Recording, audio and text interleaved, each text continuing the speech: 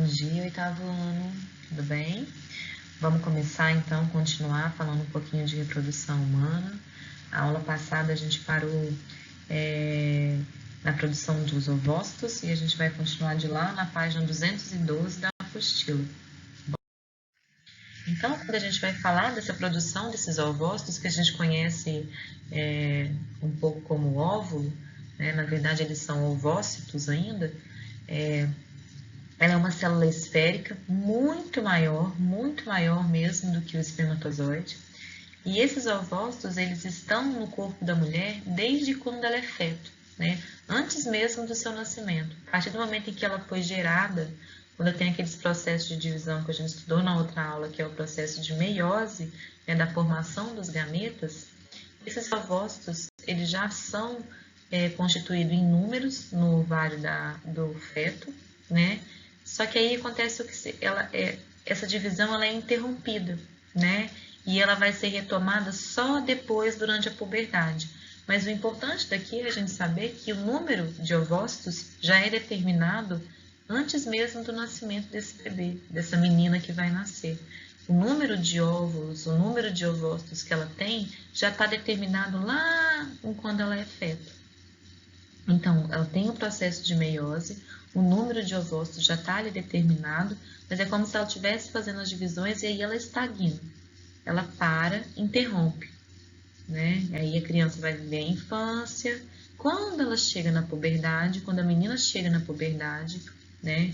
E aí os hormônios vão sinalizar, então, a retomada da divisão celular desses ovócitos, né? Dessas gametas femininas. E é durante esse processo, né, que elas vão poder então ser liberadas que elas vão ser liberadas, que os ovócitos então vão ser liberados para a tuba uterina, para poder então sofrer o processo de ovulação.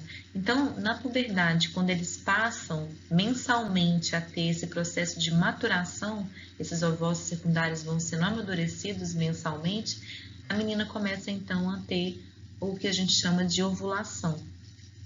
E para a gente entender um pouco isso, a gente precisa entender como que é o corpo, né? Então, assim, a cada mês, a mulher, a menina, ela se prepara para uma possível gravidez, a partir do momento, então, que ela entra na puberdade e ela vai ter o ciclo menstrual ativado, né?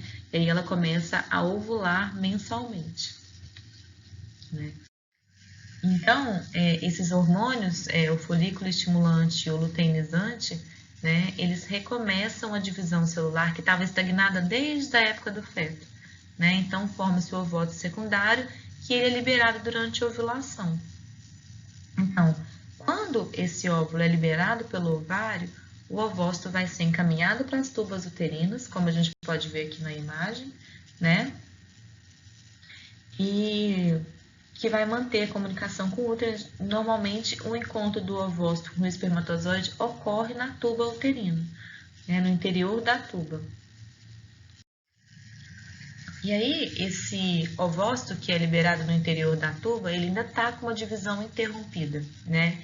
Ele já é um ovócito secundário, já é um ovócito mais maduro, mas ainda está com a divisão interrompida, né? Caso, então, ela esteja fecundada pelo espermatozoide, a divisão é reiniciada e o ovócito secundário vai dar, então, origem ao óvulo, né? O que a gente chama de óvulo que a gente conhece.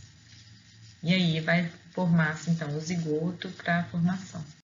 Só que a gente precisa entender um pouquinho antes, né, do ciclo, da gente falar do ciclo menstrual, do ciclo uterino da mulher, a gente precisa entender um pouquinho sobre o útero, né? O útero tem 3 camadas, o perimétrio, o miométrio e o endométrio, né? As 3 regiões chamadas de corpo, colo e fundo, né? Então, essas camadas, né, esse perimétrio, ele vai abraçar, ele vai proteger o útero, né, a parte externa, mais externa. O miométrio é uma camada muito muscular, que vai ajudar muito, por exemplo, no processo de contração, ou mesmo as cólicas que a mulher sente durante o ciclo menstrual. todos eles são em função dessa movimentação desse miométrio. E quando a mulher vai ganhar um neném de parto natural e ela começa a ter as contrações, essa camada muscular é a que mais vai estar ali, né, sendo trabalhada. E o endométrio é a parte mais interna, é a parte mais vascularizada. É ela então que vai receber esse zigoto, né, se ele for fecundado, para então gerar e gestar uma vida, né? Então, é ele que sofre maior número de modificações para preparar para a gravidez, né? Além de contribuir também para a questão da nutrição, né? Ele também vai atuar na proteção, né? E o desenvolvimento dessa futura gestação. Então, o endométrio é super importante, né? E essas modificações cíclicas que acontecem é exatamente o endométrio que passa, né? A fim de preparar a gravidez. Então, a gente chama isso de ciclo menstrual ou ciclo uterino, né? Que pode variar entre as mulheres, né? Então, tem mulheres que têm ciclos pequenos, tem mulheres que têm ciclo grandes, ele pode variar de 24 a 35 dias, depende de como é o ciclo, né? Os hormônios, então, que vão estar atuando nesse ciclo menstrual é o estrógeno e a progesterona, né? E ele é organizado em algumas fases, né? Na verdade, nada mais é que são as modificações cíclicas que o endométrio vai passar a fim de esperar essa gravidez. Então, aqui a gente tem 3 fases. São 3 fases que a gente chama de essas fases que são do ciclo menstrual. A primeira fase é a pré-ovulatória, né, que ocorre antes da ovulação. Então, as modificações no útero, né, o estrógeno que estimula o desenvolvimento do endométrio e aumenta a espessura e faz com que ele fique mais vascularizado. Afinal de contas, se está pré-ovulatória, a gente está entendendo que esse ovócito, né, ele está se preparando para ser liberado. Então, cada mês, um óvulo vai ser liberado. Às vezes, pode acontecer de 2 óvulos serem liberados, mas normalmente é isso. Um óvulo, um ovócito, que está ali desde a fase do feto já está ali pronto, ele vai sofrer o processo de amadurecimento, né? Então, o endométrio vai aumentar de espessura, ele vai se tornar mais vascularizado, né? As células do ovário elas vão retomar o seu desenvolvimento e uma delas vai originar o ovócito, né? Essa é a fase pré-ovulatória. A fase pós-ovulatória é onde acontece, então, a liberação do ovócito pelo ovário, né? Então, o endométrio chega ao seu grau máximo de espessura. A manutenção do endométrio espesso ocorre principalmente pela ação da progesterona, né? Então, a fase pós-ovulatória, ela dura em cerca de 14 dias, né? Então, é a fase que a gente fala que a mulher está na fase fértil. E a fase menstrual, né, onde o endométrio é eliminado do corpo, né, o que resulta no sangramento, né, que a gente chama de menstruação, e junto com o sangue o ovócito também vai ser eliminado. Às vezes a gente tem algumas contrações, né, como são chamadas das cólicas. O material expulso durante a menstruação sai do útero, passa pela vagina e é eliminado pelo corpo. Ela normalmente dura de cerca de 5 dias, né, de 3 a 5 dias, tem mulheres que chegam até 7 dias, e o que a gente espere normalmente, né, ela elimina mais ou menos 50 a 150 ml de sangue, né, e depois dela, o endométrio torna-se menos espesso e o ciclo vai recomeçar. E aí a gente vem fase pré-ovulatória, pós-ovulatória e menstrual. Bom, nessa imagem, a gente tem uma imagem geral, né?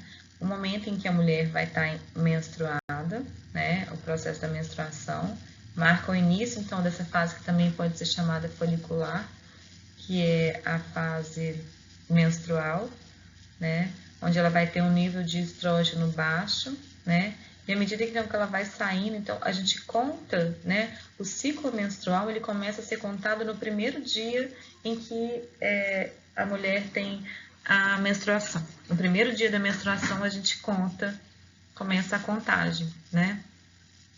A partir disso, a gente vai ter, então, alguns dias em que ela vai exibir o sangramento, né? Depois disso, que vai acontecer? O nível de estrógeno vai começando a subir, né? E aí ela está na fase aqui, então, pré-ovulatório, de novo, né? Até que ela chega no momento em que ela ovula.